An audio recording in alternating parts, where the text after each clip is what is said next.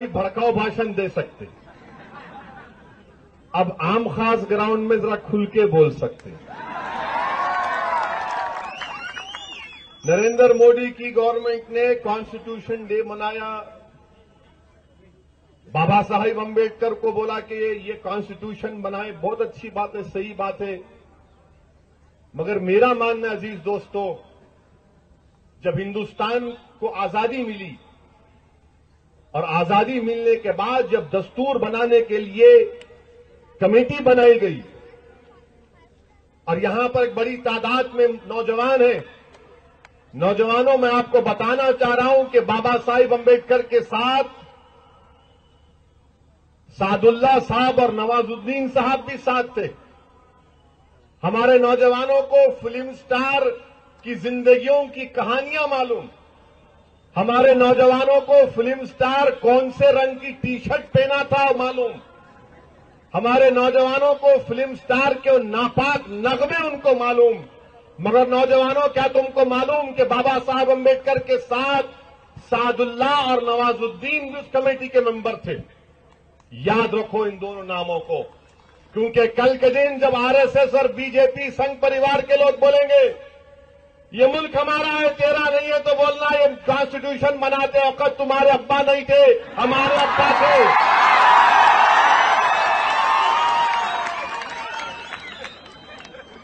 जब कॉन्स्टिट्यूशन बन रहा था तो हमारे अब्बा बैठे थे वहां पर बाबा साहिब के साथ, आपके मम्मी डैडी नहीं थे वहां पर। और अगर बाबा साहिब अम्बेडकर इस कॉन्स्टिट्यूशन को नहीं बनाते, मैं जिम्मेदारी के साथ कह रहा हूं कि मुल्क हिंदू राष्ट्र बन जाता अब तक। अगर ये मुल्क हिंदू राष्ट्र अब तक नहीं बना तो उसमें बहुत बड़ा रोल बाबा साहिब अम्बेडकर का है कि उन्होंने देख लिया था कि हिंदुस्तान का कॉन्स्टिट्यूशन को इस तरह से बनाना पड़ेगा, तभी जाकर ये मुल्क में दलित, आदिवासी, मुसलमान, ईसाई, कमजोर तबकात को उनका जायज मुकाम मिल सकता है। ये बात आपको याद रखना पड़ेगा। और क्या कहा था अम्बेडकर ने, जब दस्तूर बन रहा था तो अम्बेडकर ने कहा था कि मजहब में, किसी भी मजहब में भक्ति यानी मोहब्बत या पूजा जो होती है वो इंसान की रूह को जन्नत में लेकर जा सकती है, मगर सियासत में अगर किसी सियासी लीडर की आप भक्ति करेंगे तो मुल्क डिक्टेटरशिप की तरफ चला जाएगा। तो मैं पूछना चाह रहा हूं संघ परिवार के तमाम, शिवसेना, बीजेपी, ये कांग्रेस पार्टी की तरफ से, इनके पास के ओनली वन मैन, एक ही आदमी इनके पास, इसकी पूजा करते। इनके पास, उनके पास क्या है, एक ही आदमी को मानते, BJP, Shiv Sena, Congress, only one. Ambedkar ने क्या कहा, नहीं, सियासत में भक्ति डिक्टेटरशिप की तरफ जाएगी, माशरा खत्म होकर रह जाएगा। अरे जब अम्बेडकर को इतना मान रहे तो अपने लोगों से कहो कि हमको मत मानो, कॉन्स्टिट्यूशन की पूजा करो या खुदा को मानो, जिस किसी खुदा को तुम मानते। दूसरी बात अम्बेडकर ने क्या कही थी, अम्बेडकर ने कॉन्स्टिट्यूशन बनाते वक्त बाबा साहिब अम्बेडकर ने कहा था कि मुसलमान इस मुल्क में है तो मुसलमान का तहफ्फुज करना, उसको उसका हक दिलाना, ये अक्सरियती तबके की जिम्मेदारी है। ये बाबा साहिब अम्बेडकर ने कहा था। बाबा साहिब अम्बेडकर ने कहा था कि आज मुसलमान तुम पर भरोसा कर रहा है, तुम इनका जायज मुकाम देना, इनसे नाइंसाफी नहीं करना। आज अम्बेडकर का नाम लेकर जिंदगी गुजारने वालों, अम्बेडकर का नाम लेकर अपने पुराने पापों को धोने वालों, अम्बेडकर का नाम लेकर गुजरात के खत्लो गारतगिरी को भुलाने वालों, अम्बेडकर का नाम लेकर बंबई के फसादात को बुलाने वालों, अम्बेडकर का नाम लेकर बाबरी मस्जिद की शहादत को बुलाने वालों, बताओ तुमने मुसलमानों से इंसाफ किया है नहीं क्या, हमको बताओ। अम्बेडकर का नाम लेते हैं, बाबा साहिब का नाम लेते हैं।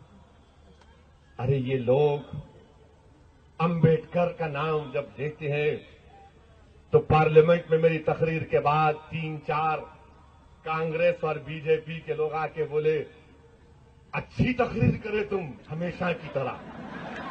मैं बोला बैठो, चाय पीते कॉफी पीते।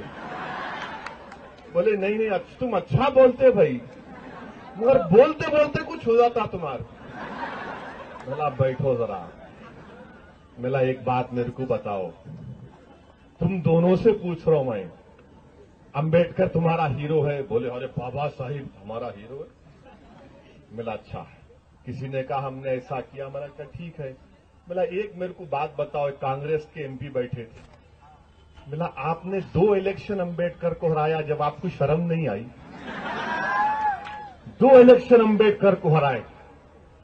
आजाद हिंदुस्तान का पहला पार्लियामेंट का इलेक्शन जब हुआ, आज अंबेडकर का नाम लेकर अपनी सियासी रोटी सेकने वाले, दलितों का नाम लेकर झूठा दिलासा दिलाने वाले दलितों को, जब बाबा साहेब अंबेडकर पहला पार्लियामेंट का इलेक्शन लड़े तो अंबेडकर को हराया 4थे नंबर पर चले गए थे बाबा साहेब। उसके 1.5 साल के बाद बाई इलेक्शन हुआ तो 3रे नंबर पर बाबा साहेब अंबेडकर आए। अरे तुम मरने के बाद तुम इंसान की इज्जत करते, जिंदा रहते हुए तुम अगर अंबेडकर को कामयाब करके पार्लियामेंट को भिजाते तो हम कहते कि हाँ तुम सेक्युलर हो। अरे तुम ना उस वक्त सेक्युलर हो, आज तुम सेक्युलर हो। तुम यही चाहते कि हिंदुस्तान में कभी भी मुसलमान और दलित एक प्लेटफॉर्म पर जमा ना हो जाए। बीजेपी कांग्रेस यही चाहती है कि कभी भी मुसलमान दलितों की एक सियासी आवाज बनकर उभरे। बीजेपी कांग्रेस ये कभी नहीं चाहती कि मुसलमान दलितों का कोई लीडर खड़ा होकर इनकी आंखों में आंखें डालकर कहे कि मुझे मेरा हक चाहिए, मुझे इंसाफ करना पड़ेगा। आज आप देखिए कि बाबा साहिब को 2 इलेक्शन हराए पार्लियामेंट का, और आज बीजेपी के लोग बोलते uniform civil code, uniform civil code, uniform civil code. क्या कोई स्कूल का यूनिफॉर्म है पहनने का? Uniform civil code. Baba Saheb ने क्या कहा था कि यूनिफॉर्म सिविल कोड के बारे में कॉन्स्टिट्यूएंट असेंबली में दस्तूर जब बन रहा था, अंबेडकर ने कहा कि ये इस तरह से यूनिफॉर्म सिविल कोड नहीं ला सकते, इस तरह पर मुसलमानों पर मुसल्लत नहीं किया जा सकता। अगर ऐसा करेंगे तो रिबिलियन होगा, मुसलमान खड़ा हो जाएगा। बताओ क्या मैं झूठ कह रहा हूं? बताओ क्या मेरे अल्फाज सच है या झूठ है? मेरे अजीज दोस्तों, नौजवानों, याद रखो मेरे इस अल्फाज को। कल के दिन कहीं किसी चौराहे पर या कहीं किसी जगह पर बहस होगी यूनिफॉर्म सिविल कोड की, कहा तो कहना बाबा साहिब क्या कहे थे मालूम तुमको, उनका नाम लेकर बता देना। और फिर कॉन्स्टिट्यूशन को बीजेपी कह रही है, ओ बाबा साहिब ने ऐसा किया।